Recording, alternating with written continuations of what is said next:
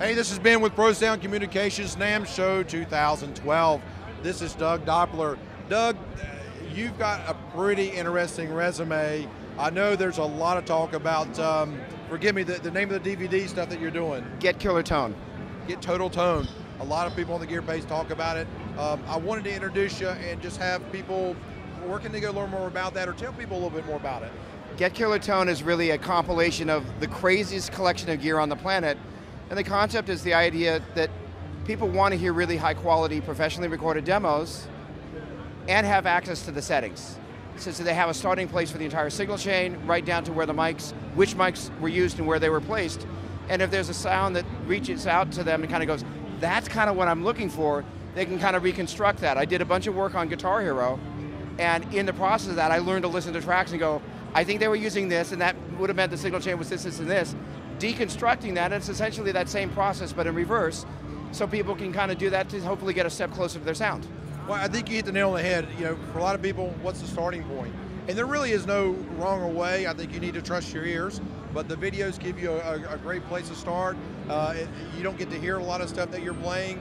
I know you played there a little bit of the Dumble and some other stuff, which is kind of interesting. So a great tone tool, if you will.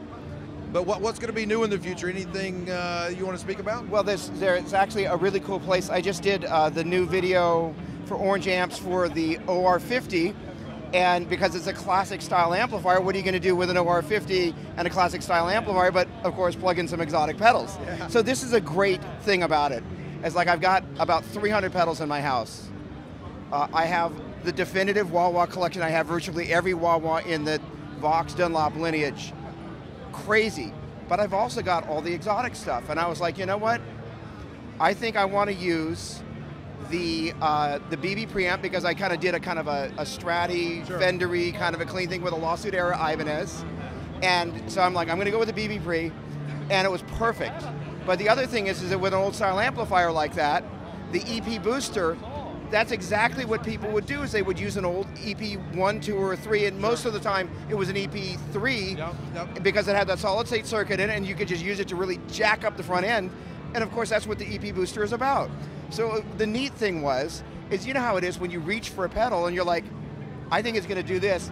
2 for 2, I was like, I'm going to grab these 2 pedals, I pulled them out of the shelf, I brought them downstairs, I plugged in, and I was like, there it is. I mean, it doesn't get any better, you know? Well, there was a Professor Tone. It's definitely Doug.